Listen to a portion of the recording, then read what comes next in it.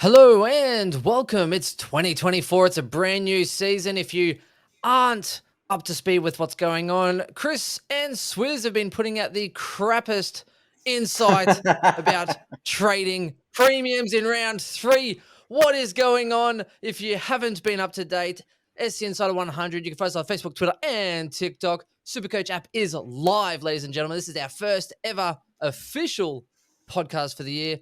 Boys, I'm good, mate. I feel like you missed a bit of the intro. I feel like you're not bringing us back to the nostalgia. You know, it was like, where was the welcome back to? Where's that? Where was that? That was failure, in my opinion. Look, it's like Jennifer Gunner. It is suddenly 40. We are back. It's the nostalgia, except you have more trades, more dilemmas, and a forward line as thin as Chris's hair. Swizz, how are you in this offseason? Mate, my off-season hasn't stopped. So unlike you guys who just footy ends and we don't see you for 6 months, I've been keeping our inside community going. So it's been interesting. My first year as an expert did not go well in the BBL season, but it looks like I'm a bit of an NBL expert. So that's keeping me afloat. So it's been a lot of fun, but it's good to be back talking some AFL. And if you haven't already, Chris and I have put out a video. I think combined, we've probably had about 8,000 views, which has been pretty awesome by our community. So keep checking that out, and I'm sure we'll have new content up 8,000. Yeah, I think 8,000 Chris more has than had you, about mate. 3.5, and I've had something like he's had nearly 4. I think that might be close to the 7,000 because I think he's nearly had 4, and I've had about 3. So it's been pretty good. I'll give you boys a head start then, hey? And yeah, like very, very interesting. Swizz would be playing Supercoach Snail Racing if there was one. Mate, I would play everything if I could. And I didn't even I just thought like NBL, why not? Like, let's just give it a crack because it's something it's not going to take up too much of my time. And it was nice to win a week. That was very good. I've actually got my NBL shorts on now, that part of the prize package I got. So yeah, no, I was pretty stoked about that one. How many times have you won a weekly there, Benny boy? Me, mate, I don't know if you've ever heard the old school stuff from us, Swizz, but all I do is win, win, win, no matter what. I don't know the rest of the words. I don't know the rest of the words, Chris. The only words worth But look, remembering. we have no idea what we're talking about today, except for the fact that Supercoach is open. We wanted to get together, and the most important part to looking at the 40 trades and then the possible scenarios, the round zero buys, the conundrum that comes up with, summarizing a few different points of view and a few thoughts as far as how you're approaching this season, which I think is probably the most important part people want to know. And yeah, 40 trades. It's crazy. Supercoach is open. Chris, how are you approaching this season, this preseason, as far as the buys and the extra trades in a snapshot? Well, I mean, because me and Smith have already recorded our initial thoughts, you're probably just catching up there, Ben. So I get that. No, this last shot. Some people might not have already. I said snapshot, not your long-winded 30-minute bullshit. Snapshot. No. So I think, look, I was going into the season already thinking there would be. I actually thought that they would slightly reduce trades, but being top 18 all the time, there's really two ways to play said this. 30. Yeah, which is slightly. It was 35, right? Or 36, wasn't it this year? So 30 is slightly reducing, but then they've added 4 more, which whatever. I was already thinking of being aggressive because I like the aggressive play style, and the 40 trades allows you to be even more aggressive. But there's two sides of the thinking. The best 18, can you just literally carry a premium through their buy? You might cost, say, a 50 to 70 point loss over those. But if you choose the right guys, then you can, it doesn't really matter. Versus choosing a team to hedge against and use the buys to your advantage and trade around them. So those are the two schools of thought. At the end of the day, if you use your trade, I'm so caught in between. You use your trades to gain a points advantage early, but your end team probably isn't as strong as others, where they've got enough trades to generate $200,000, $300,000, $400,000 more, which should enable them to get realistically top 8 lines in every single section, right? So you can either go that way and plan smart and maximize value and generate as much cash as possible and get the absolute best of the best, or you can use those trades early to get a points bump on the season to try and roll you over and do what basically is like what I call SC fantasy, be as aggressive as possible, make your moves as early as possible, and hope that your team is good enough at the back end of the year to carry you through into a really good rank. And I think that those are ultimately the only two schools of thought that people are going with at the moment. What about you, Swizz? Yeah, I think, mate, I was pretty on it. I was thinking they were going to go more trades, so straight away I think you and a few people were tagging us in that today, saying I saw the Supercoach Insider strategy of bringing in players who aren't rounds, sort of not with round zero, but we're starting those sort of round, maybe one or two players who might go up. Actually, I think it was going up the round zero players, starting them to try to get that cash gen and then swapping into players who have already had their buy. And being pretty hot on that idea of, say, a Brisbane or a Carlton player, in particular Sam Walsh. It was getting a bit of criticism early. I know I had a little look through a couple of my comments on YouTube and Twitter, saying, that's ridiculous. You can't be trading premiums and that. And I know, I've shared my thoughts about the top 40, and I might even release a little vid about that. But a lot of people don't like the idea of trading premiums, but I think if that means it's going to get points, I'm all for that. Ben's very much against it. Tell me, Ben, what you think, because why. I wonder why people would ever be against you side hopping and leapfrogging premiums. So I will record a team podcast hopefully after this, depending on how long these two waffle on. I call them the Pancake Manor Boys because it's all too much to handle. Now, so for me, I don't like the leapfrogging effect. Now, I could be swayed, and I will be my approach to this preseason will be fluid, like Chris's sexuality, and I will try and be informed, except wait for round zero. If a premium fires off in round zero, so shots fired. If a premium fires off in round zero, and they are a good price point, let's say like Himmelberg goes absolutely big, and at his price point, I'm like, okay, well then maybe I will take that early price hike, and then maybe I can do something with him if he does sort of fall off a little bit. But I would rather have a premium the whole way through. So Port, Fremantle are probably the first ones I'm thinking of as far as the better buy. Now, I would rather then hold that part of it, still be really aggressive trying to upgrade, and then I'd rather flip a premium if they aren't top 10 on their buy. Their second buy, not their first little piddly entry level buy that you guys are thinking about, but their actual buy, and then making sure that it's a top 10 to gain that extra points at the next buy round and then launch the way through. Now, the last thing I do have as a consideration is it's twofold. Number one, I'm looking for guys with high ceiling and high hurt factor. I don't want some measly 100 flat, 100 player through the buy rounds. In case a rookie spikes an 80 and then I've gone, yay, I've got a 20-point boost in my scores, which is going to be awesome. And then the second part is I'm actually also considering if there's cheap rookies that look to be playing, taking a little bit of a risk and actually having cheaper rookies even on field, because then I'm going to be able to maximize the amount of money spent on my premiums, because when it's best 18 for most of the first 6 rounds, I know I'd rather have a 120K guy that may or may not score well and then bank in an extra premium trying to knock in some big scores. So that's kind of where I'm at, depending on obviously what's going on. I was gonna say, but this year is different to any other year because we're actually getting to look at 8 teams before they even start. So I think that round 0 to 1 might be our most watched podcast of all time, because we'll actually have 8 teams of data. We'll know where they're playing. We'll know what positions they are. We'll know what rookies are in. So we're able to do a little bit of forward planning, because if a couple of those round 0 rookies or mid prices go absolutely ham in that first round, well, all of a sudden we've actually got to start planning our trades around and our team around that. It's going to be kind of a very different approach to how we go about things. And I think that strategy is going to come from what happens in round 0. Yeah, look, I think that there's that's why it's really subjective, isn't it? Well, I think, so you need to try and use the round 0 information the best you can.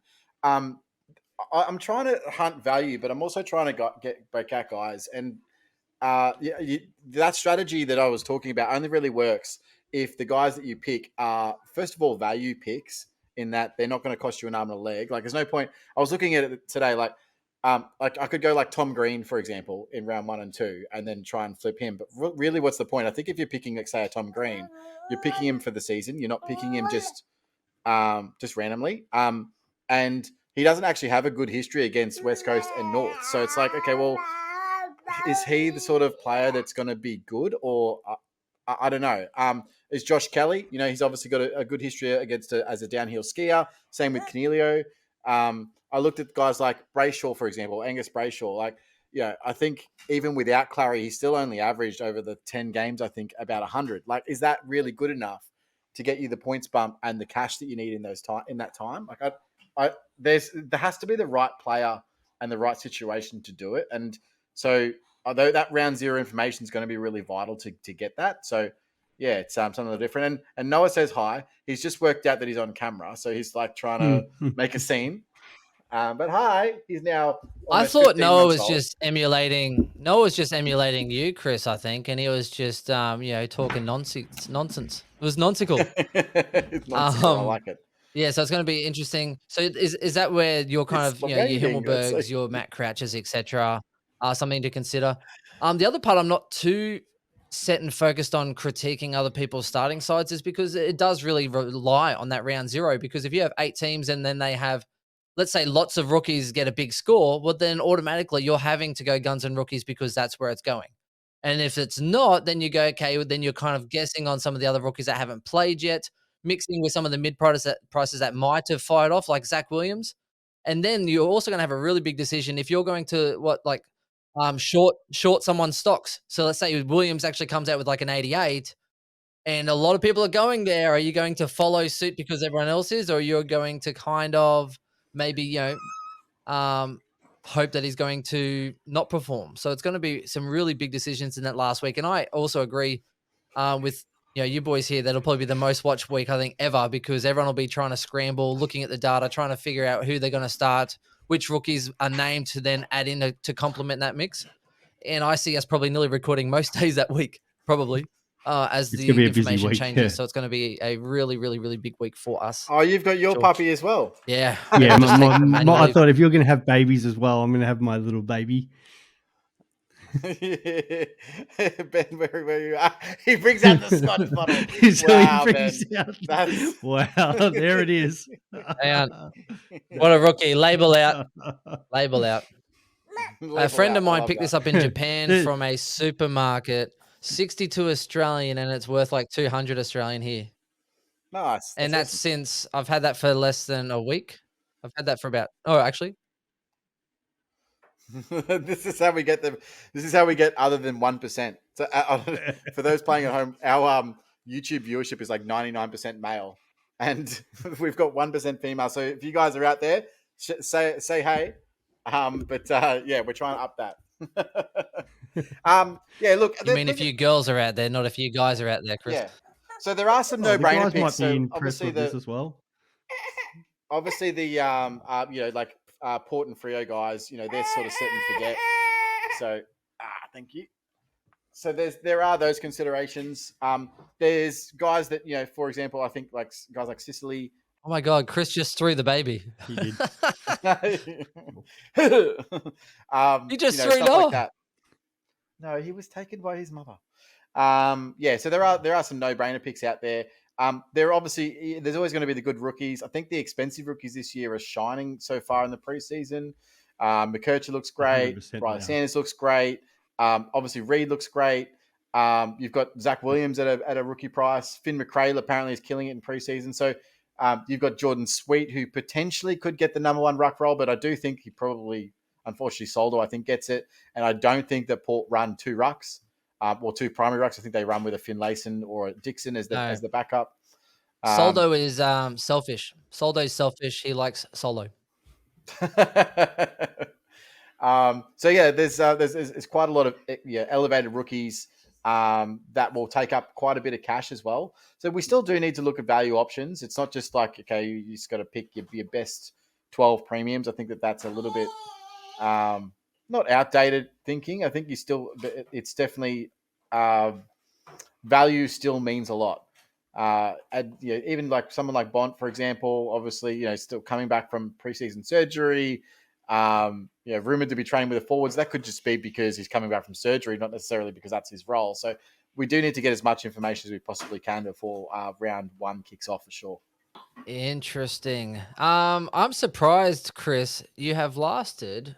I don't even know. Oh, you've lasted 15 minutes and 40 seconds without even mentioning Collingwood, Dacos, or flag pies. I'm really I, impressed. it's the first time I've worn this in a little bit, so I'm feeling quite comfortable in it, to be honest. It feels like a winning jersey, doesn't it? It's true. I slept in it for like a week, so. You still reeling off that, I mate? couldn't get mine off quick enough.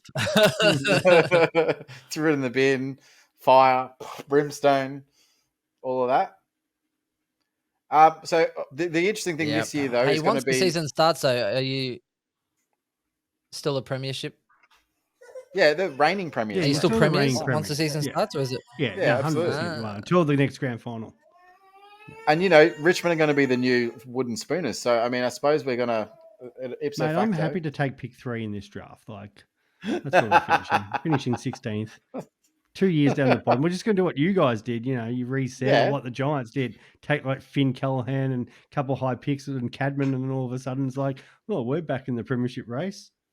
yeah, absolutely. And a couple of other sons. Not it's all Yeah, good. well, just kissed on the for that. if only like you were Gold Coast, mate, you get five first round picks a year. If you're Yeah. Gold Coast, mate, you need to change your strategy. Mate, Gold Coast have always been our seconds. I'll end up at Richmond soon. IQ's little brother's coming through next year for the Pies, and he looks exactly like IQ. And I'm like, dude, on the field, I don't know if you're going to be able to tell the difference. They need to like generate their own hairstyle to be able to separate the two. It's going to be good. No, They should exactly. call them the Febreze brothers. It's so fresh right now.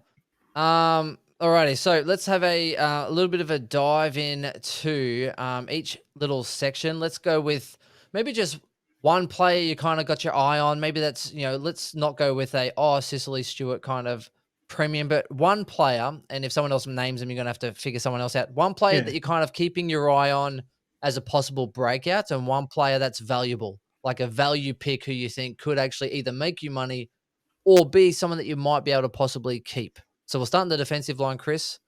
If you have someone off the top of your head, who do you think could break out and surprise some people this year, and who's a value pick? Top 10 chosen so far are 26% and above in defense, and then it drops off massively. So this will be interesting who you've got. Yeah. Well, I think the one that's probably the most obvious breakout, which needs to be spoken about, is Hayden Young, and he's probably Yeah, also the most selected, 39%. right? So when he went into, I did a little bit more of a breakdown today. So he played 5 games in the midfield last year, but apparently the first game that he played, he only scored 69, and in that game, he was mainly used as a tagger, and it was only like part way through the game that they opted to throw him in there. So I don't know how much salt you can do that. I had a look at his heat map. It's basically mainly midfield, but he was thrown into a target. The rest of the 4 games, the rest of the season, he hit 110 plus all 4 games. But over those 5, he averaged 107. So even that, as a defender, puts him as a top 6 defender straight away. So when he tagged that guy in that first game, did you know that after the game he had to actually buy that guy a meal that he tagged? Why is that? Well, he scored 69 Supercoach, so it's a meal for 2. So we had to buy him and the other guy a meal. I was wondering where you're going for that. Adding on to Chris there, so I was at that Hawthorn. I was at the Hawthorn game in the last round. I missed this. I know, mate. Do you expect anything different? Starting off 2024, where he left it in 2023. Yeah, no, mate. Backing up. So I was there. I got to watch Hayden Young in the flesh in that last round game against Hawthorn, and yeah, he kind of bullied that midfield. I thought the best thing about it was he worked so well as a collective group with the other 2 gun mids that they have in there. So sometimes they can be stealing each other's ball, but I thought they actually got some really good positioning, and I was kind of that probably was the thing that impressed me more than the actual score. Just the fact that they weren't getting in each other's way at stoppages, and because of Young's ability at the half back line, we know he's got the defensive game about him. And once he went into that midfield, he was adding such defensive pressure. I think he had 32 tackles over those last 4 matches. So, and we know tackles are gold in Supercoach. So, Well, I'm impressed that he's scored that much, being basically the defensive mid, because Mm. that's not normal in that role. But obviously, I think regardless, he's still value, so you just take him. But it'll be interesting to see if he can still average that well playing that, because you got to remember the other guys in that midfield are Sarong, Brayshaw, and probably Fife at this point, the main other mids. And then you've also got Matty Johnson, who's obviously played a bit of wing and a bit on the ball last year, who looks to be in incredible nick apparently, and probably will get more rotations through that midfield as well. So of those, Johnson can play as that defensive side midfielder, but that's not really his forte either. So it really leaves Hayden Young as that midfield enforcer on the defensive side of the circle. So we're interested to see what he does end up doing. But Ben, you've got a view of that? Yeah, well, I expect him to kind of match up against one of the other mids to sort of negate them, and I don't think he'll probably be getting the cleanest of clearances from the stoppage. And if anything, he'll probably be tackles, kind of like Dawson up against Cripps, hoping to exploit Yeah, him on the way out. So once the ball hits the ground, to kind of maybe get on the outside, or more importantly, if Freeman will win the ball, then I imagine Sarong, Brayshaw, etc., will be looking to get to Young on the outside to use his left boot to penetrate inside forward 50.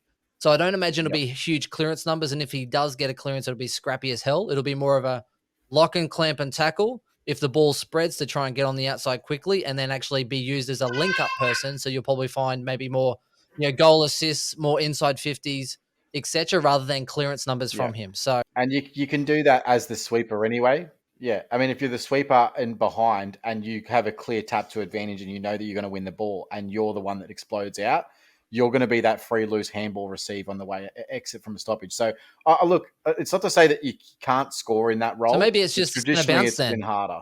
Yeah, yeah, it could be. Yeah, Maybe and it's a different center setups bounce around though. the ground. Center bounce is there, Or and then around the play, they might then get a Johnson or someone else, Erasmus or someone else to actually try and play that negating And role, and then that's try and what free him up as a loose man at the that's stoppage. what I saw in that Hawthorn game too. Because he still got defensive marks, that sort of loose.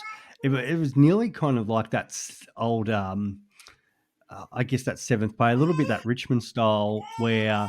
We used to start sort of that seventh player behind the ball, but the difference is Young's starting actually in the middle this time, but he's then pushing back as all the other guys, more the half forwards, then push in. So if he isn't the one to win the clearance, then he's just going defensive side, and he's still a chance of taking intercept mark, or as you said, sort of rebound, get that free. So you're kind of getting two bites at the cherry, especially if Fremantle were to lose the ball in the middle. fair enough. Geez, Should we pumping up move his on to tires here. Chris, who's your value pick then? that I suppose he Value was pick. my value pick, because his value is for He's a Oh, 525. little like bit as of in, both. sorry, like that was your breakout. That was your Oh, we're doing breakout. one each. Well, he's Okay, cool. 500. He's not the biggest value in the world. Yeah, Now, you kind of, look, yeah.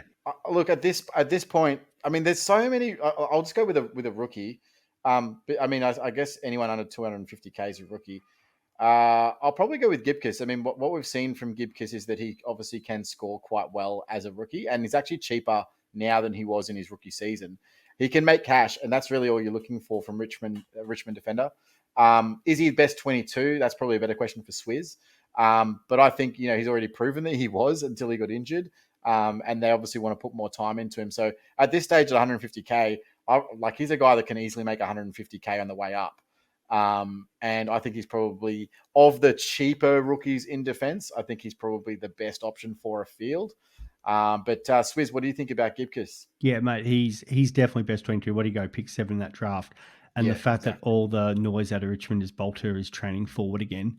So Yep. they obviously liked what Tyler Young did in his first season. So Young comes in, plays that defensive role, but then Gipkus, because it's sort of where does Bolter fit in? We know what Broad does, Floston. So I'd expect Gipkus nearly tries to play as that third defender. So you probably Which have is the perfect lockdown in in Supercoach. Grimes and Young, and then Gipkus is that third who, and they've got so many good ball users like Baker's dropping there, short Rioli. So it's probably Gipkus's be the floater because he is a very good intercept mark and just a general mark.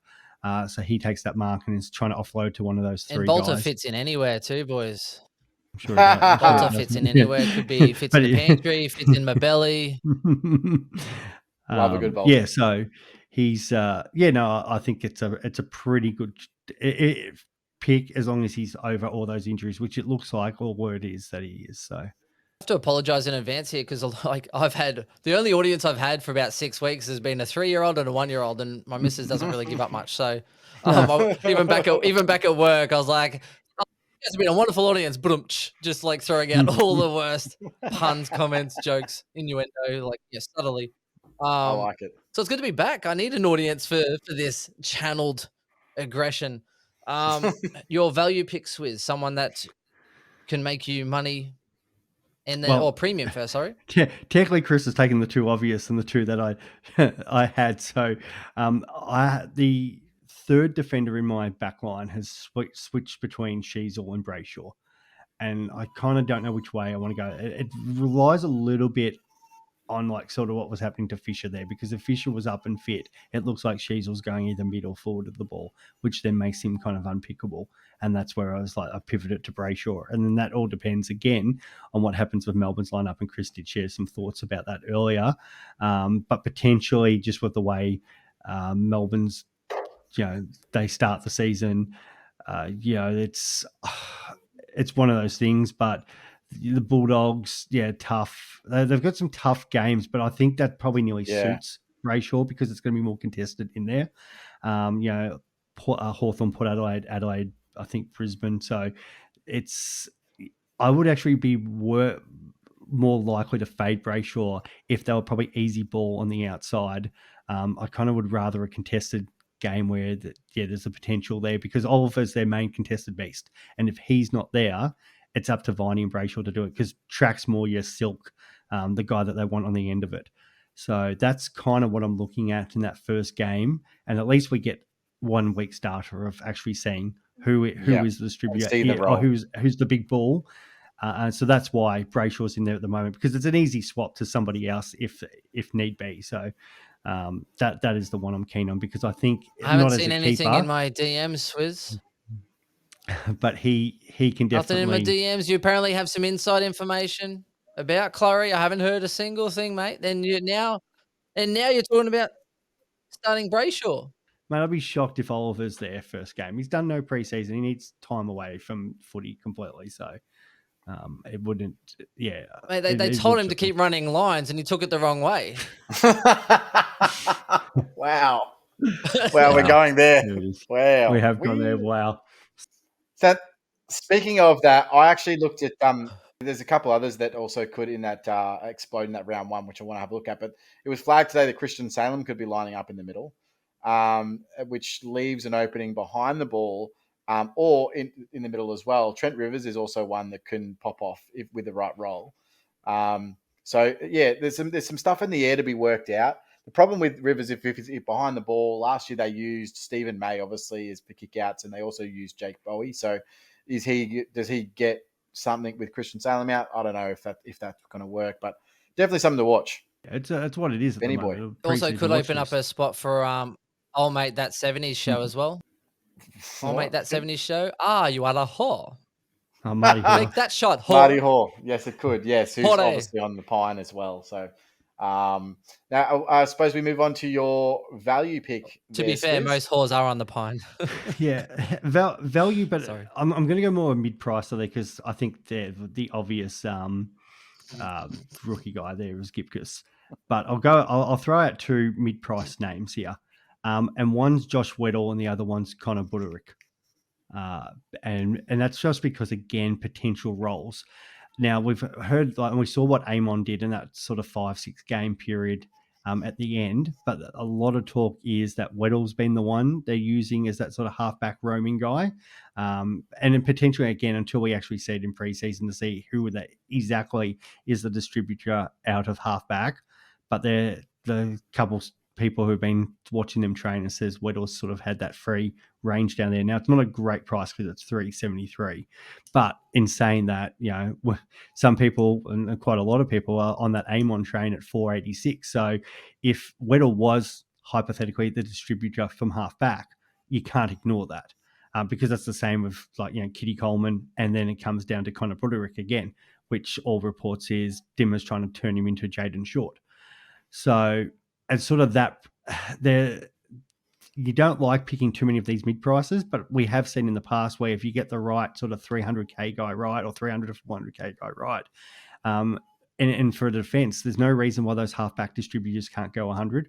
So it is a very valued if in the right role. Yeah, I like the idea of Butterick, and I like even better that we get to see him in round 0. Yeah, and that's probably why he's probably got the leg up over Weddle because we get to actually set in a proper game, but we'll still get the order is usually we're getting a club intra-club, then they get this practice match that they've released the fixture on that, and then we've got the the whatever it's sponsored by these days NAB or whatever as the pre-season match. So you still get 3 looks at what role, and by that final practice match these days, most teams are pretty settled. At least we'll now get, we'll say, Butterick, the actual proper game in round 1 against Richmond to see if that is the case. And if he comes out and pops 95 plus, then it's going to be hard to ignore him because you're going, okay, he's actually got that role. So, it's something to definitely consider. Benji, tell us. You are right. There are quite a few players around that price point. Well, I'm We're just always going to looking for extend on halfback that. Where you're talking about the round 0. I mean, Kitty Coleman also has that round 0, and he's in that price if he range, plays the 3 to same way he 4. finished off the year and in the final series, he is someone at that price. But 100%, also the round mate. 0 is someone that I wouldn't mind getting to see before, and I think we'll be swayed by those kind of guys. I mean, even if we saw like Wanganeen Millera playing, he's another one that could. Those halfback sort of types that are silky, smooth, good disposal. They're the ones kind of like a Hayden Young-esque that could really make some money and score you a lot of good points in the meantime. Would they surprise me to be a top 10? I don't know if they're kind of going to make that big of a jump, but they're definitely value to kind of push near enough. The one thing that they might consider about Kitty Coleman is that he did play in a losing grand final, and they probably want to make some changes to make sure that they win next time. So I can understand why they would just throw him out, eh?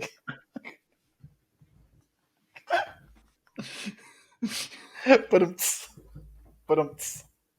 So much better than your give me a moment of mourning here. I actually thought you paused to give me some real valuable insight. I actually sat there and listened, genuinely paused and listened for that try. Okay, so that's amazing. Oh yeah, buddy, get used to it. Go, Benjamin. I'm just starting out. Oh, so good. Oh, winners are Why did I prompt you 18 minutes ago? You shouldn't have. You I need unleashed something the with a bear. bit more kick now. I've gone the Talisker. If you're listening to this podcast, so the two that I'm kind of considering and could be swayed on, Jordan Ridley number 1. It's Burn Man number 1. But look, when you look at Mackay going down there, he is someone that I could be swayed on as far as depending on the role. I know it'll change here and there, but you take his KO. If you take his knocked out game out of his averages, he's actually 8th overall. So he is a top 8 defender with a smidge of a discount, 9% owned. So that's kind of in that nice range of under 10%. Because me, I only go 10s or under.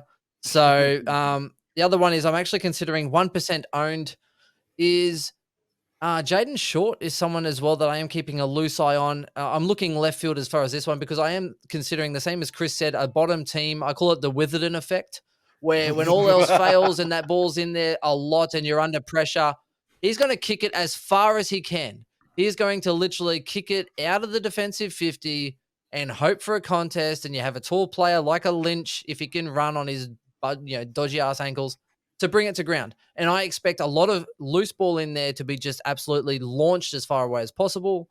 So I think he is someone that could have a lot of large meters gained, a lot of effective kicks because of those meter gains, and a lot of disposal in general. So he's someone I am considering that could push that sort of 100 to 105, even though we haven't quite seen it fully and consistently yet. But I think the ball will be there more than ever. I think we can all agree that Jaden Short has the scope to do it if he's given the reins. Last year, he should have been given the reins, and they threw him to midfield for some stupid reason where he proved that he wasn't a great midfielder in the first place. No idea what they were doing. He was there sporadically. He was there sporadically. You know what? He had the role, and then he was gone in 60 seconds because they called him Memphis Reigns. They didn't give it to him. I'll quickly talk about that, Ben, because obviously I watch Richmond probably more than most people out there.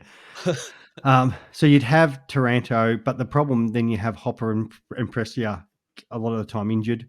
So there was a little bit of flickering around at that team and trying to get the balance. And I don't think they wanted to go Liam Baker full-time midfielder yet. Then they've got the other issue where Jack Graham probably only plays midfield. We see him the odd time, line up in the forward line, but he is more that, clearance guy, but also tackle defensive pressure. But then you've brought in Hopper, who plays the role probably better. So they were trying to get somebody who could actually use the ball well in there, and then they tried to balance a few different plays through it. So I really hope they settle short down and actually play Baker through that midfield, because I think he's the obvious next Richmond leader and captain of the football club. So I'd have Taranto, Hopper, Baker, and Short should just have that half back with Rioli on the other side. Yeah, absolutely agree. Well, that'll be great for our Supercoach teams, and it would solve a large dilemma for me in my defense. So I like what you're thinking, buddy. I like what you're thinking. And as my cheaper options that could be possibly keepers, Zach Williams is one that has to be spoken about. Now, depends on his body. If he gets his body right, he came to the club saying, I'm a midfielder. And yeah, no, that's not happening. No, a So winger. I think that's a long pipe dream gone. But yeah, it'd be interesting. Yeah, right. So put him in the back line, give him a little bit of run, give Sard a bit of a chop out and compliment, because Sard isn't great when he's the only one, because he's predictable and they try and lock him down. So you need almost like the Bash brothers or the Blues brothers to kind of get in there, as you will, and really dominate. So he's the first one I am looking at, who should be on everyone's radar, 60% owned. So that's an easy one there. And then the other one I was looking at, and you guys aren't as keen, is Heath Chapman. Could be sold. I am watching him more depending on if he beats someone out for the role, if it looks like it's his. He scored quite a lot of 80s, 90s, etc. earlier on, and he is very cheap. So I think he's being disregarded probably a little too much for my liking. Had a bad run with some injuries and the rest of it, but he too was also a very high pick. So he's skillful, he's tall, he's got good disposal, he can mark, he can play. So it depends on, if he was playing a lockdown, then I'd probably be more concerned, but it looks as though he's not the lockdown and more towards the wing and half back.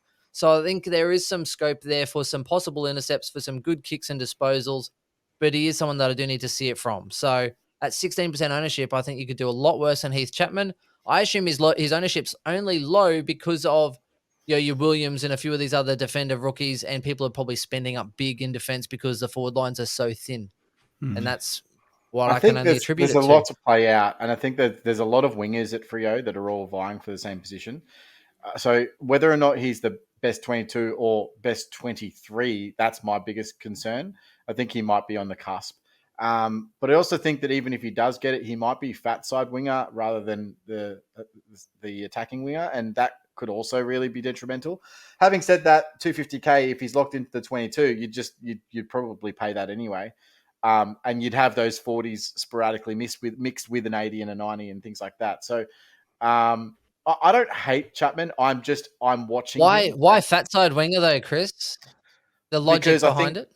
I think Jeremy Sharp has the other wing absolutely locked up right now, and I think that they're going to use him primarily as that distributor. And he's obviously probably that's a good segue to midfield value, because I do think that he's one should be on. Yeah, no, I just wanted to support you, Chris. And the reason being is that Sharp actually, when he's on the attacking side, the quickness and the speed, because you think about it, when you're attacking, it's not always the cleanest ball, so you can actually get on the outside and run and spread and use that speed to really push forward. Whereas Chapman's really good on the fat side, because most times when they sort of switch, it hangs in the air a little bit more, so you actually have a taller winger that can intercept the mark and then rebound and launch off that. So that's why I think it was actually a really good point you made. I was trying to see if you're on the same thought as me. No, I like it. Midfield, go. I was going to say, before we move on, just want to throw out there, put on your watch list Tom Cleary from Port Adelaide. He's playing wing, playing wing at 145k, bizarre. But you've got to replace mine somehow. Yeah, I know. It's just bizarre. Yeah. But at that price, you've just got to have there on the watch list. Yeah, and again, he will play fat side wing likely, right? So rolling back into the defense. The difference is he's 100k cheaper than Chapman. And that's why I wanted to bring him up then, because it's like, if they both lined up wing, you take the 100k cheaper guy. Yeah, beautiful. So I suppose, so Sharp, obviously we touched on him. So what was it, premium and then value guy? Look, I think premium, I actually have Dacos at M1 because just the way that it's working out in my team at the moment. But so I'm not really going to talk too much about premium. I think I'll use my premium as also another value guy because I don't think you guys will touch on him. But we did slightly mention him before, and it's going to be role dependent, and that's Carl Amon. So he obviously at the end of the season last year was put into that distributor role. And so I've heard conflicting reports that yes, he's playing behind the ball, but no, he's not necessarily on kickouts, and he's lost part of that role. And if so, then that does kind of put a red line for him. But if he does, play the exact same role that he did for 6 games last year, he averaged 107 in that role. And at 480k in the midfield is one that obviously will by round 6 get DPP and then switch behind as a potential top 6 defender. So it's good if it works, but what we have seen from Hawthorn and from Sam Mitchell at the moment is they're really trying anything out and they're throwing the magnets around from time to time, and it's not necessarily something that will stick the whole year. So I can understand the trepidation. The thing that's letting me and allowing my brain to be like, yes, go for it, is 40 trades. Who really cares? Because I got 40 trades and I can just trade him out. So yeah, that's my I suppose value and premium. Chris, I'm a little bit interested as to why you have maybe Dacos at M1. Now, I did hear a little rumor, correct me if I'm wrong, but I heard that you were trying to fit as many people in your midfield as possible. So I heard you had Shuey, Dacos, you tried to even fit in like Matheson, and you even petitioned to Al and Tim Mitchell to try and get Selwood back in the team because you just want a whole bunch of duckers filling up shit lists on your squad. Oh, Nick Duckos, as I call him. I see what and you forever did there. will. I see what you did there because you're referencing the grand final that you lost. I get it. No, I'd be heard about that too. Yeah, I get it. I would call that talent, mate. If that was fair call if that was Ginnivan, by the way. But that was Stick Dacos, mate. He's not Dacos debate. It's like calling when you call Selwood or Pendlebury a ducker, they're not duckers. That's skill. It's like but Ginnivan, he's a ducker. I didn't even mention Ginnivan, and you know why? Because he's actually nobody has talked more about Ginnivan's treatment than Chris has over the last 2 years. That's premiership player Ginnivan to you, mate. All right, Swizz, your premium buddy in the midfield. You know what? This guy's not highly owned, and he probably won't be looked at as much because of just some of the other prices in there. But I've actually currently got in Zach Merritt in my starting side. He's actually bulked up. He's actually bulked up even more. He's the leader of Essendon, and I think he actually played his best football with the leadership last year. Not many people are going to be looking at him as a bit of a point of difference. So I don't mind their fixture to start off with as well. I think the Bombers will start the season on a high. Obviously going to try to make amends for kind of the way they finished. So it wouldn't surprise me if the Bombers were able to come out and start the season in a positive way. Who's going to lead that midfield? And it's going to be Merritt, because I don't rate Parrish anyway as near as Zach Merritt. So him in that sort of mix with, like I've already got like your Butters and Sarongs and those popular younger choices, but just as somebody who doesn't have an early buy. You're not worried about Scott playing him forward? Like, has he bulked up to play? Well, because that's what he was doing last year. That he was playing him wing and forward, and then they're pushing him all over the place. And then you look at the caliber in that Essendon field. That's the only thing that concerns me. I actually think they've tried it like with young Caddy coming in, and it's a lot to put on his shoulders, but they've actually trying to structure up their forward line a little bit more for the future. You've got to have your best player in there early. It's just if something happened in pre-season and all of a sudden Merritt's not playing guts, well, then it's a different story. But I'd be kind of shocked if you don't have your best player in that. You're assuming Essendon want to win finals. Well, that's it. Like, and this is probably the question right there, because that spot's I've changed it around a little bit. But like originally when it opened, I had like LDU in there, and it's like, would I prefer starting a guy who plays 22 games every season, leads the team, no problems, and scores. He's been a top 10er for us for the last 3 seasons. Where LDU, as good as he is, he'll last 4 weeks, and then that's that's curtains, as we all saw last year, which is the worry. Laid out Uniacke is always a good one there. I've actually he was laid out in the practice match or practice hit up they had, wasn't he? Something like that. Yeah, with illness. You got to. You have to be consistent. You just have to. So Uh, mate, it's like everybody on that in this time of the year where you're kind of watching for role changes. But of all reports, is like Merritt's still the guy in there. And why couldn't he for 1 year go 115, 120? Like be one of the main midfielders. He's been close enough the last few years anyway. yeah. I don't hate Merritt All you need to do in is your play team. Brisbane too. Yeah, Merritt's just been one of those guys perennially over the last however many years that you can always pick him up at some stage during the season for say 550 ish. Somewhere, maybe somewhere between 550 and 580. So he's always an upgrade target for me, but that's not to say that he's not a bad selection. I just don't know where, like, my midfield at the moment is just so, I've had it so locked for ages. I just don't know where I'd fit someone like that in. But you're right, it's someone like an LDU that could just make way, because ultimately the only reason why I'm starting LDU is because he could be like, honestly, he could be M1 if he had a body that would actually hold up for 23 rounds of footy. He could be that good. The problem is he hasn't shown anywhere near that for his entire career. So do I want to start him on the off chance that he does make it this year, or if you don't have him, then you get burned not ever picking him. Or if does get injured, you just trade him out because you got 40 trades. It doesn't really matter. The problem that I had last year is that twice of the times I got caught with him laid out, I couldn't do anything with him anyway. So I was just like, well, I just suppose I hold it. If he can turn that around, is that more him being laid out, or is that more the coach, like just pulling a Swifty on the opposition before the bounce? So I don't know. Who knows with those guys, but and I think there's a spot there, and I think I also like Merritt because he's probably at the moment, because he's the more expensive. It's easy to go down, because I know some people are looking at sort of that Goulden. Like I've already got Sarong, Green, Butters in there anyway, because I like sort of the next gen coming through. But yeah, I've seen people like with Swizz, you pick one, mate, and you don't ruin the things we're trying to sell. something goes like it doesn't pan out the way I want through preseason, to go the more, and that's why I also like the more expensive guy, because it's easier to go down than trying to find cash. For example, like Merritt's the same price as Nick Dacos as well. It's all that. Like I don't really want to have sitting there like a few people have, is like say a Rosie. All of a sudden, like a Merritt or Dacos actually look unpickable. Well, I mean pickable. Like you have to lock them in. All of a sudden, where do you find that extra 50K and start tearing your team apart to do that? So a guy that's looking really good in preseason, that's where I'm at the moment with him. And I'm sure you want some sort of value in there. Oh yeah, I was also going to say, just touching on Chris too, if a defender mid rookie stands up, then I think Dacos as a midfielder is definitely a viable option, because you've still got, you young as the value picks, Stewart, even Sicily, people are going to probably still stay in that top handful of defenders. Whereas the midfield, it is a little bit of a guessing game.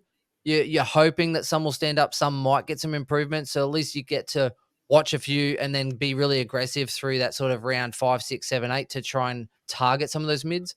So I do like that strategy as well, Chris. If a defender mid, rookie is kind of in that mix as well. Yeah, well, it's part of the reason why I'm Sorry, Swizz, starting rookie. Massimo Go, Chris. in defence, is because he's tipped to play wing and he will likely get DPP, so you can switch him that way. So I am actually forward thinking about that, but again, no guarantees with any of that. As we saw last year, trying to bank on DPP six weeks ahead is just an absolute fool's luxury. So Anyway, back to you, Swizz.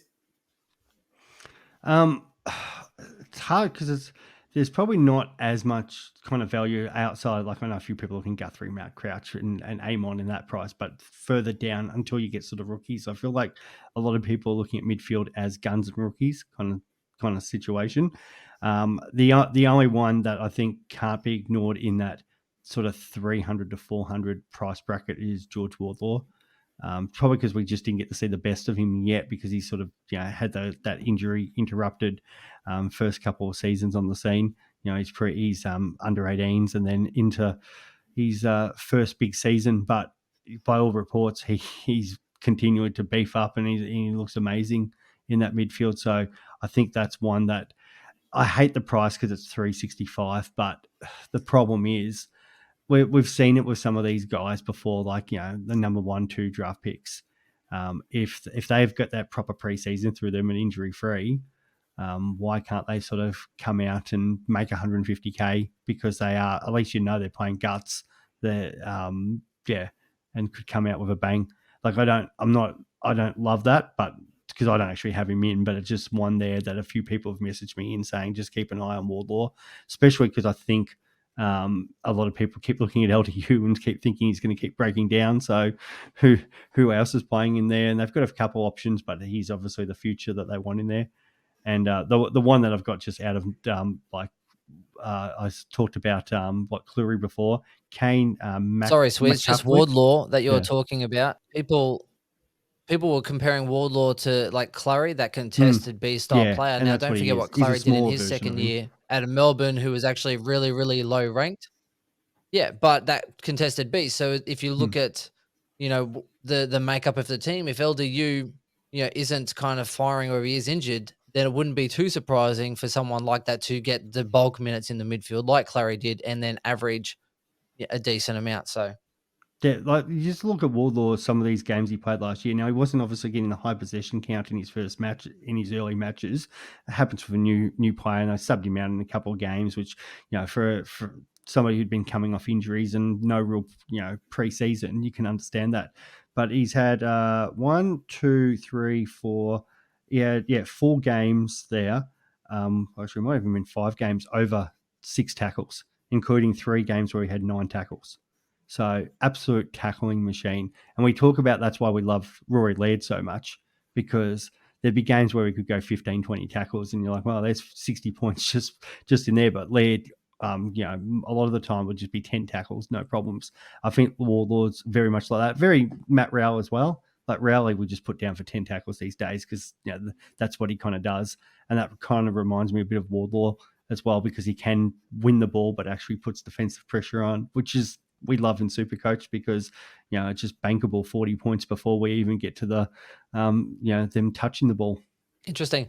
For me, the premium that I'm really kind of interested in is Sarong. Only 9% owned at this point, mainly because there's a couple of reasons. The high ceiling that he has, and I did speak about that strategy. He goes big some games, like Brayshaw does, except he's really that contested ball winner, that sort of rough nut type of player. Now, the reason I kind of like that is because Brayshaw was rumored to be going a little bit more possibly outside and getting that bit of a compliment. So he'll be inside, outside, kind of like an Anderson type. Still can win the ball, but also try and use that speed and his decision making outside.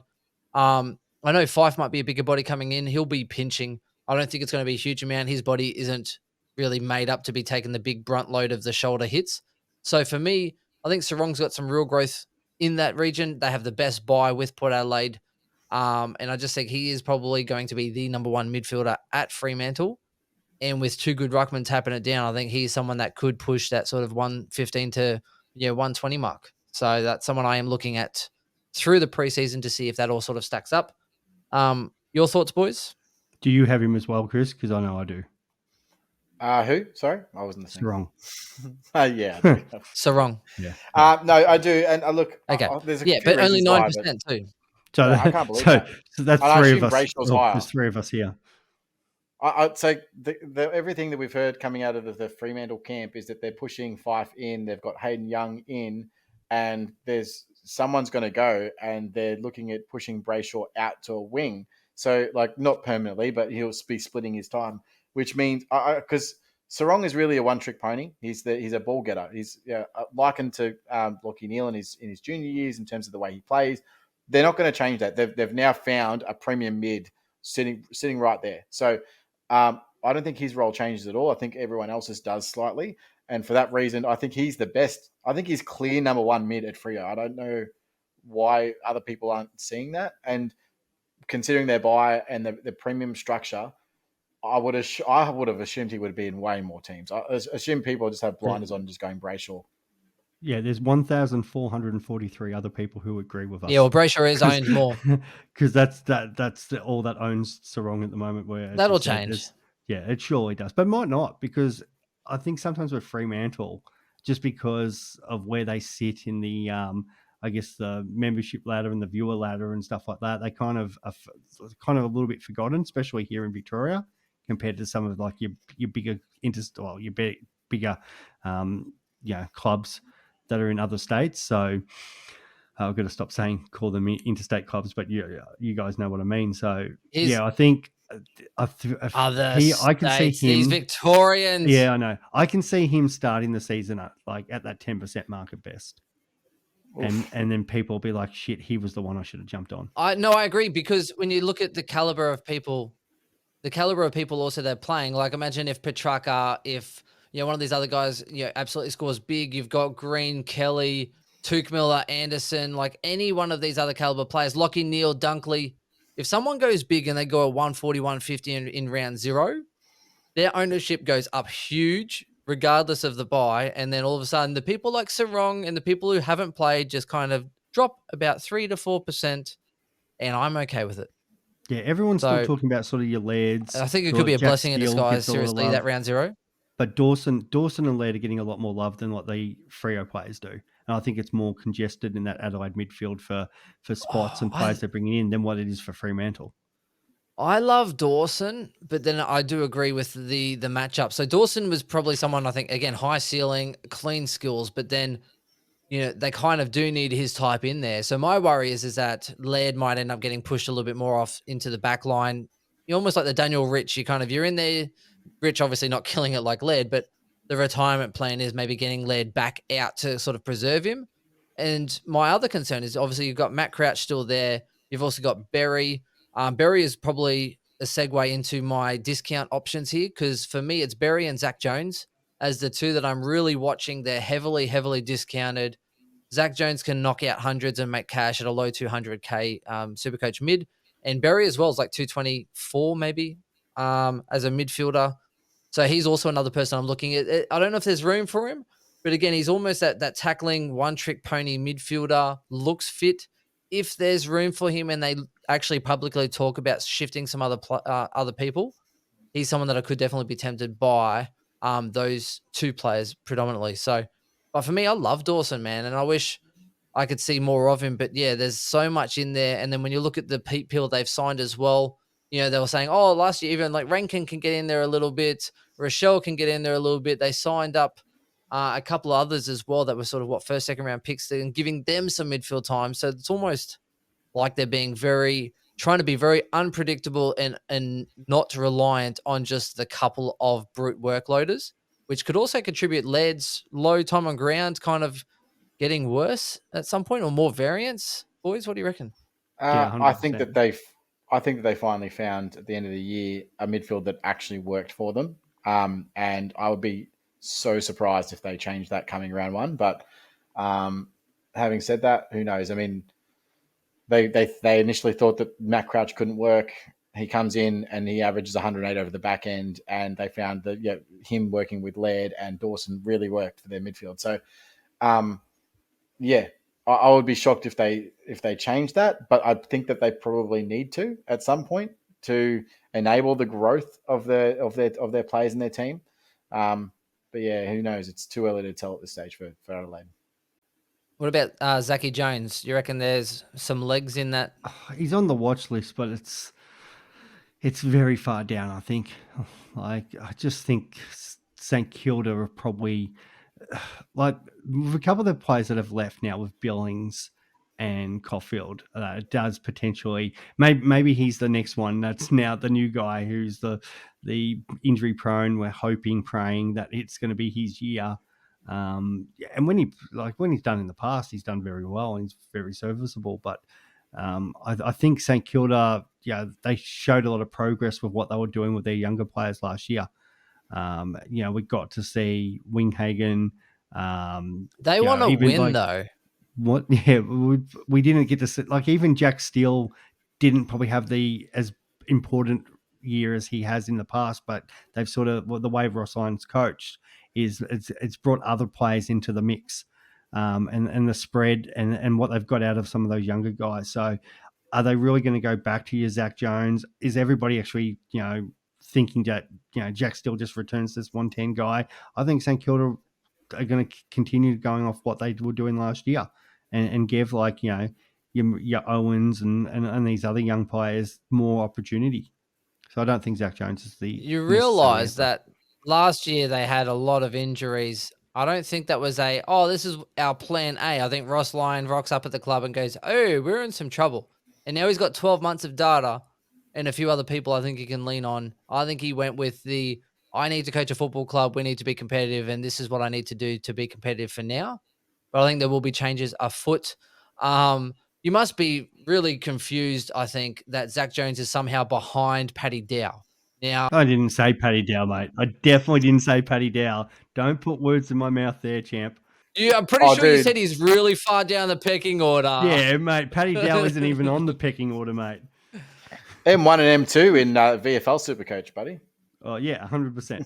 Yeah. I don't know.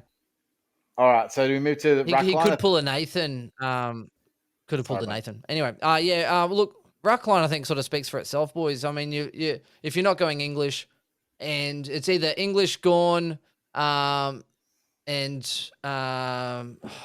Grundy, the old former stomping of Collingwood and Melbourne. So the one thing I do have as a consideration when you look at that rookies, you've already spoken on sort of sweet. Are there any other Ruck rookies you think that have a shout? So say like a Nain Curvis, not Nain Curvis, bloody Naismith, Swizzy. Do you reckon Naismith is he like next in waiting, or do you reckon he can work as that sort of 1-2 punch combo? I think they went with Samson Ryan last year, and it's still him. I think Naismith's there as backup because Soldo's no longer there. Because agreed. Nank's durability hasn't been great. If Nank goes down, then we've got conversations to have in regards to Naismith. But until that happens, I'd be leaving off that one. There's also Toby Conway from Geelong, who could potentially be number one ruck. So a lot to play out for that to happen, but he's 180K, so a little bit more expensive than Sweet. But I think most people are looking at you can go both, spend a lot of money in English or Rowan Marshall, for example. I think those are probably the two really premiums. But I don't know why you would when you can pay 580K for Gorn, who's obviously a proven commodity. I know he's older, or Grundy. And then the conversation is generally Grundy or Cherry. So Cherry has the extra week because obviously he doesn't have the early buy because he doesn't play round zero. But he's only 75K cheaper than Grundy. I'm not sure why you wouldn't pay the extra 75K to get a potential keeper versus a stepping stone, because essentially that's what Cherry is, right? So, Benny? Yeah, no, I was going to say it's like going to Aldi because it's cheaper and then spending $4.50 on bags because you didn't bring any. So, why go cheaper when you're just going to get, it's going to cost you in the long run. I don't mind what people thinking going, one of Gorn and Grundy, because they don't want the two guys that are going to have the early buy, and obviously not going to have that one less game. So they're trying to have one of them, which has more been like, well, it actually seems to be more in Grundy's favour at the moment, and then pairing them with either an English or a Marshall, which I don't mind that play because we know. And I think a few people remember what English did last year. Now, there's all reports that he's coming back maybe from injury, what they do with Lob. They've got all these other tools down there. But we can't not forget how well English started last year. So there are some people going, well, Tim English and Max Gawn as a ruck line could be pretty good, especially though, as much as we think and expect Grundy to return as this all-conquering, dominating number one ruck, there's still a couple question marks about him. What are the question marks? I don't understand, because when Grundy is number one ruck, he stands up and absolutely dominates. And I don't think there's anyone really taking his ruck time like there was elsewhere. I do agree with you, though. Yeah, it's been a couple of years. No, that's all. He's just biding his time, mate. He's doing his graffiti. Mate, he's getting the coast time. Past, mate. He's fine. But I'm confused why Swizz is still talking, but also the other part, which is so no, I'm confused how you're saying that people wouldn't pick this ruck because they're worried about they both have the buy, but then you're also picking premiums that have a buy and then looking at swapping them. It's best 18. I don't even care if I have a 0. Yeah, but at the same time, there is a limit. Mate. Yeah, but just because I'm doing that strategy doesn't mean somebody else is doing that strategy. So some people they're trying to avoid people who have those early buys. Or they might only want, there's only a limit to how many they want. No, just the 7,000 people that listen to your podcast. Our podcast, mate. Just 7,000 more than you. I do agree. Yeah, that's right. No, but it's a fair You've done one more podcast than me. You two shit-stirring me for the last week and a half because you got a little leg up. You threw a whole bunch of darts at a board, and the next minute it comes out, 40 trades. And everyone goes, wow, that actually looks like a great strategy because you got fucking lucky. Now, don't try and sugarcoat it. It was shit advice that got rolled up in a polished gold turd, and then people are now buying it.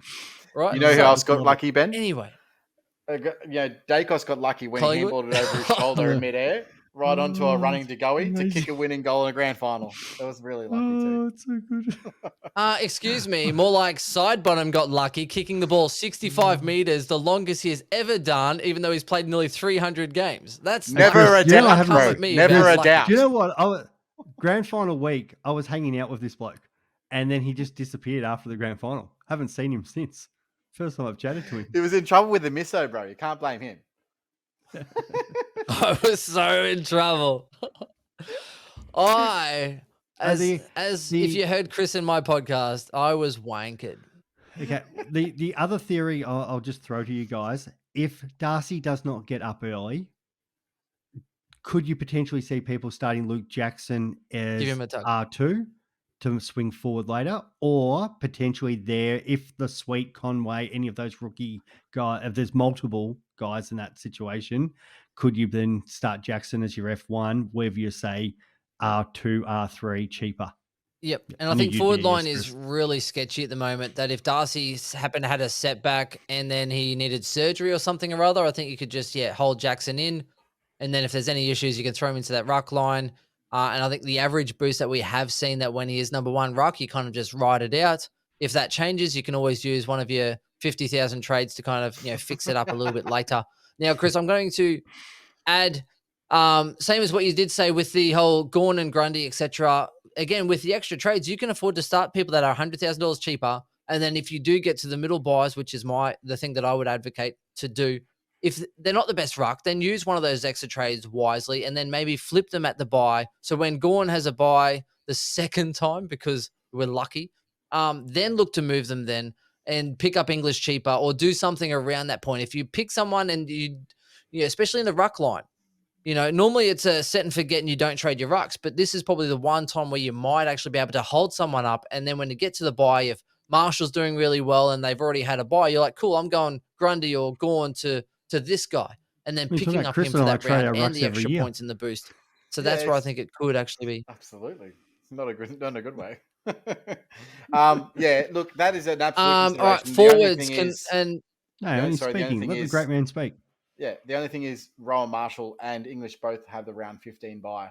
So sideways thing to them is not. But if, let's say there's another one that pops up that is now, let's say Jared Witts becomes the number one. I mean, he was actually until I think the buys and dropped off a cliff on the back afterwards. I would have hated to have paid $600K plus for Jared Witts. But them's the breaks. Yeah, I haven't released or looked at the buys. There's enough. The second buys, Chris, but thank you for the nice logic, correcting my mistakes at that point. Forward line is, now I'm going to go for someone that could really surprise you, ladies and gentlemen. And this might come a little bit of a shock. Dylan Moore is someone that I'm heavily considering, more for comedic value, guys. Comedic value, just for schnitz and giggles for these boys here. They've just brought in a new rookie, probably playing forward line. You got Ducky McGee-Ginnivan playing in that forward line as well. Amon apparently playing in defense, so I think there could be some room in there for him. And if it doesn't work out, then I can just hang shit on Chris and Swizz and say, I told you he's not a forward, he's not a premium, and then I can trade him out using one of my extra 60 gazillion trades. We've lost all credibility. Look, I don't. It's your suggestion. No, my suggestion was last year, not this year. Stop living in 2023, man. And it didn't work last year, so now it's going to work. You watch. Now it's going to work. What's his ownership? Sure. It's going to work. 60% of the time. 60% of the time. It's going to work.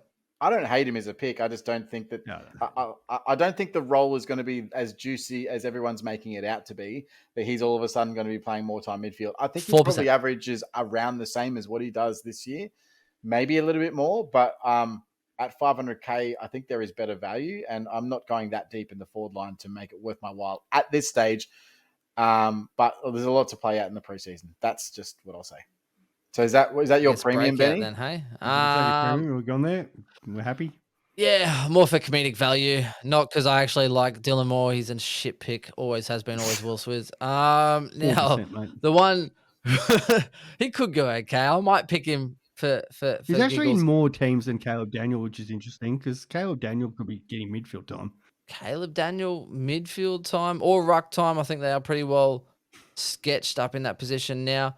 The thing that I'm looking here for, boys, as far as that forward line, I'm going to go really questionable. For me, it's probably, I'm going to split hairs here. I'm going to say Billings, just because we have history with Chris and my bet. Surely he averages over 80 for once at that price. I know he did do it. It was at a hamstring, so that does concern me. I left Fifey Boy open for one of you guys here. So I think there is definitely a lot of value in that forward line. If it's not Reed, if it's not one of these other guys, I know, just say one, Ben, and move on. So for me, Billings, No, you're right. depending There's on the so role he many. plays, There's so probably the many of wing. them. I think they definitely need. Yeah, oh, so many. And the forward line, you have to go cheap in the forward line. That's why there's no real point in spending much more for a premium forward outside of, say, McRae, possibly a Jackson. At best, Dylan Moore, if you want to have a laugh. Otherwise, it is go cheap and go nasty.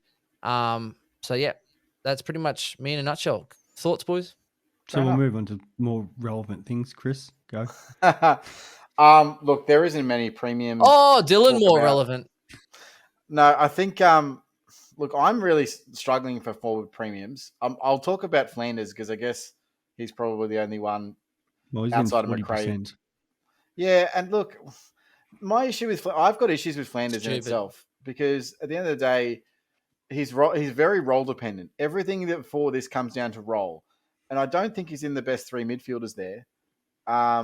Plus, there's talk of Ainsworth coming in and playing, say, a dusty role, so a CBA style role, which takes even more pressure out of that. Having said that, a lot of the times he did actually win the footy. He was the half forward moving up to the contest as, I say, fifth midfielder. So look, I just need to see it. And granted, we're going to get round zero out of it, so that makes it a lot easier. But his scoring, if he gets the role, is undeniable. And I think he had a 10-game stretch of over 100 average, which would put him at M1, F1 on current last year's scores. So, look, it's something to watch. He's in 40% of teams, which means he's going to be very popular. He's currently in my team because I don't think there's really anyone else. And so we'll see how that goes. But at the moment, I think he's kind of pickable until we get further information. Yeah, from a premium point of view. And your cheaper option? Oh, you go cheaper option. So yeah, I'll just go straight up. So James Harms is the one that I've had my eye on all preseason. I think he's arguably that best sort of under 250K forward.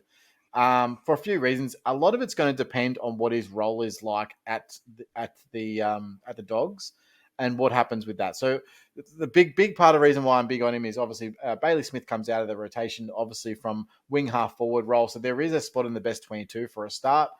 Yeah, he went over there to pretty much be that extra midfielder, that big body in there. So last year, what we saw at the Dogs is that they basically did what they have never done before, and they ran the three main mids as their three primary guys, and then they had a few others contributing.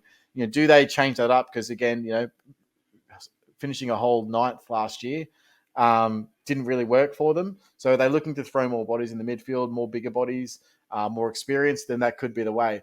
So going on James Harms' history, he's actually 3 times averaged over 80 and once 95. Unfortunately, we don't have enough CBA data and DFS Australia to give us examples of how his CBAs are in correlation to his scoring. The best case we have was in 2021. He had 48% CBAs and he averaged 87. So I'm not sure what he did in that 95 year, but he's obviously one that if he gets a decent role at it, he can definitely average between 85 and 95. That the issue is going to be the role. Is he the 23rd player? Do they see him as a guy that can come in off as a sub?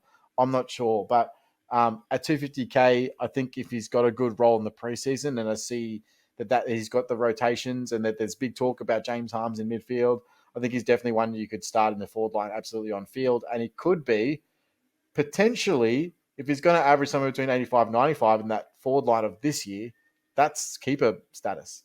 So definitely one worth monitoring. I'm a little Swizzy. annoyed because I really thought you were going to talk about Zach Fisher and I was going to talk about Harms. Because I didn't want to talk about Zach Fisher at all, but I 100% agree everything you said about Harms. I think, and especially that all the talk with, it's surprising that McRae's like the number one premium in the forward line at 53%, because there's talk that he might be the Mr. Fix-It guy this year. They're training him with half back, they're training him with half forward. He'll have weeks where he'll play in the guts. So I guess it'll just be dependent on injuries. So he's one I don't really like at all at the moment. Because I think we're going to see a different, a lot of range with his scoring. And I actually think Harms, there is a position for him coming in, as we said, with the injuries. And he hasn't left my side so far. So I'm 100% behind you with that. With the premium at the moment, I've got Luke Jackson in. So until I see Sean Darcy running laps and dominating the game, Jackson can sit there. And I really hope, even we've seen it before, Jackson playing that second guy can still score reasonably well. I still think he'll finish top 6, and he is a good cover if you're going to play a loophole ruck forward as your R3 to cover the guys when they've got their bye, because you're going to have potentially forward rookies that can come on and score as part of your best 18, or at least loophole them. And then Jackson can cover a Gawn or a Grundy if they are missing, if that's the way you're going, which is the way obviously I'm going at the moment. So I think Jackson does add a lot, and we know Darcy does miss weeks, and the moment Darcy misses a week, Jackson goes 110 plus. So I think he could potentially be the number one forward this year, before outside the guys who pick up dual position, which will be the key. And I think that's why we can't go any more than one premium in the forward line. It's easy to throw a few little stats around, Chris. Like, Flanders had a 10-game run and averaged 100 and blah, blah, blah, and that would make him the number one forward and blah, blah, blah. McRae also went 13 games averaging 110. That would make him the number one forward, blah, blah, blah. Like, it's really selective when you kind of put one person up against another. I mean, it's even all Jackson. Where's Jackson? Let's have a look. Luke Jackson probably had a run of games, blah, blah, blah. Like, seriously. Horrible, Chris. You should be ashamed of yourself. I can give you more Luke Jackson stats. You are. So his in and out stats are 87. I think it was 85 with Darcy in the team is his average, and 118 without. And that's why Roland is everything, because if he gets the primary ruck role or Darcy's injured, then he goes on a run of 118, especially if that's the start of the season. Plus, he has the best buy, of course. So he's easily, if he's the only ruckman for Freo this year, he is far and away F1. Like, there's no one. And my thing with that is, as you said, 85 when Darcy's in.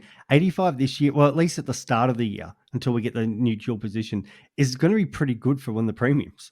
Like, it's probably what Flanders, if McRae's being shipped around everywhere, there's potential McRae only goes like 90. So Jackson might be still one of the best forwards during that period. And we all know Darcy's good for a late out. And that'd be nothing better than owning him, especially because Freo always seem to play those Sunday games. And you got your opponents looking at you, and you've got Luke Jackson. They're going, and then Darcy late out, and Jackson goes 130. And you're just like, yeah, I'm loving life right now. So I think I'd prefer to start with him. The only way I don't probably start with him is, for whatever reason, Bulldogs get an injury, McRae's locked in, or there's just that much value where I'm going to go 6 value options on field, but I think I want one, and I think Jackson's the perfect cover there for, as I said, those buy guys in the ruck lineup. Fair enough. And I'll move on to average 106 for the last 15 games. So again, Flanders, easy to be selective when they get the role, but you never know what their role is going to be and how long they will keep it, which is why selective stat padding, Chris, is never recommended. But mate, that's what we do. That's what everyone does, mate. Every politician does who that. I am? Chris would be a good politician. It's exactly what we do. And if I want to go a value guy, and I've copped a little bit of criticism because it's my boy, but Big Tommy Lynch is back running. He's probably the easiest one because we get to look at him for a week. So if he's up fit running and playing that first game against the Suns and comes out and does kick 3 or 4, he could potentially have a really good break even leading in. And I've seen a few people, I think Al Patton might have been the one that mentioned him, saying he's going to be the biggest, head case for us come round 2, because he might go like 20 round 1 and no one's going to pick him. and then round 2 and 3 he's going to come out and probably go back-to-back hundreds, or he's going to go the other way and probably score like a 110 in the first match, and everyone's going to get on him, and then round 2 and 3 he's going to shit the bed, as key forwards do. So it wouldn't surprise me either way, but he is Richmond's number one forward now. There's no Jack. The focal point's him. So I sent an email, boys, to Richmond. I was really keen to see how Tom Lynch, also Tom Mitchell, how they're both doing. Just sent an email out to everyone. Richmond said, "Hey mate, maybe send it to Hawthorn or to Sydney, and they can forward that BCC email plays to for them." Collingwood now, mate. Tom Mitchell. Apparently they said he hasn't stopped running. Swizz. Yeah, I know exactly. Just get the way around. Sydney, Hawthorn. That was part of the pun there, Swizz. But thank you. I do digress. Tom Lynch apparently hasn't stopped running. Richmond told me Tom Lynch has not stopped running away from Gold Coast. And there you have it. So he should be fit as a fiddle. Fit as a fiddle, Tom Lynch is someone I am really looking at as well. If he looks strong and he gets the Ks up in the leg, I think his price is great for a high ceiling player. That's right. We know if he goes on a 3-4 game run, we've seen it before, where he just goes berserk. And just a quick little mention there. He hasn't actually started running yet, has he? He's running on a gravity machine. No, he has. Yeah. He has. Since when? Is that recent? Yeah, and running when you're about 134 kilograms is worth at least double the kilometers. He hit out down at like Beaconsfield the other day, and I know he's back. Oh, he's back at least with the running group. I don't know how hard he's running, but he's definitely been running. See, I think Kane Corns has got this all wrong with the AFL coming out saying that they can't. Yeah, there's no weights anymore. So I said Tom Lynch 134 kilos. You can speculate now, Kane Corns. I mean, I just said Tom Lynch weighs 130 kilos. You can speculate. Go nuts. You're a journalist. You make up half the shit anyway. Just go nuts, mate. Did you know, though, that the player weights aren't actually done by the clubs? The AFL just make them up. They just fill out a form. The clubs fill out a form. They don't check them. They're not weighed by the AFL officially. So the weights are literally made up. It's like whose line is it anyway? Where the points don't matter. The points don't matter. Yeah. What a great show. So why remove them? Max Gawn came out and said, like the AFL doesn't do any weight testing or anything like that. They just ask the clubs to give them a list of particulars and then they punch them out. You could literally say that you're 6'10" and 2,000 kilos and no one would bat an eye. Is that why Caleb Daniel plays Ruck? Exactly. So you're saying it's like the other guys where the weigh-in is more like it's a desk pop. Desk pop, tell me that's a real thing. No, it's not a real thing. They had me so convincing with their arguments. It's exactly right. Yeah. Apparently it's just not. Yeah, it's not a thing. So like in the States, for example, like the NBA and whatever, they literally all get weighed. They all get measured. Like then it's like literally public knowledge. Like that this guy is 240 Wages, pounds and 6'10" or whatever. Everything over there. Over here, it's not the case. It's not. What is this? A Knight's Tale? Is this Heath Ledger in the Knight's Tale? What? You have been weighed, you have been measured, you have been found wanting. Exactly. So look, you've got your last premium there, Ben, I'm sure. I was going to just quickly add one just to the Tom Lynch. So I was going to say just because we just said to Tom about Tom Lynch running. I think Jai Culley's back running as well from West Coast. He's a 193k player from there. So some of these players now are starting to try to pick up their fitness. So 2 weeks until he does another hammy at West Coast, apparently. So that's good. Who? Anyway. No, well, 2 weeks until West Coast consider him fully fit because their fitness standards aren't very good, boys. So does a couple of weeks on the treadmill and you're in the best 22, bro. That's it. You've ticked a few boxes. You are fit as a fiddle. As can you limp to the field? You're in. Just tie him to the goalpost. Can you do your socks up? Also, you're in. Come over here. I can still bite you. That's a concussion test. Can you put your socks up? All right, moving on. This has gone sideways. Does that wrap us up for the night? I think. Sure, it does. I think that wraps us up. Who's your captain? Look, a bit of fun to start the season though, and I want to apologize. We this is probably my fault. We usually use StreamYard, which is where we we try and use some Q&As and a few other things, and then we went to re-sign up because there's no point paying for the off season. I was like, 38 Australian dollars a month.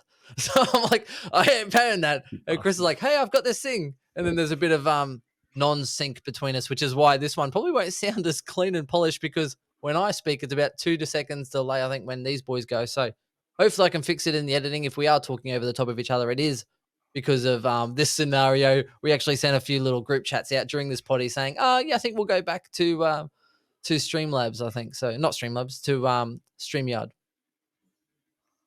But yes, Agreed. Chris is tired. Swizz is nodding his head as always. Look, that's Yeah, it from mine, us, guys. I guess you'll release some content as well. We are keen to do some team by team stuff. We might have a rejig and have a bit of a discussion about our preseason plans, just with the change of the round 0 and the rest of it. But usually, this is the part where we actually release most of our content. I think the last 2 years, the data said that most people weren't really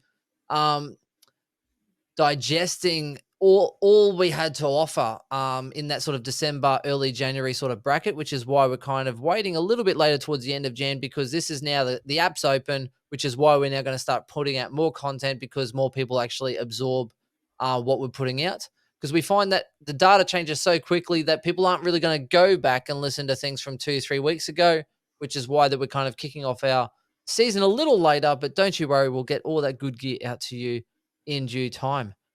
But that's it from us. Ladies, gentlemen, or as I call it, the 1% Swizz Club, the female listeners of Supercoach Insider, we do thank you. Tell your friends, tell your mum, and until next time, write that down. We'll see you then. See you guys. Bye.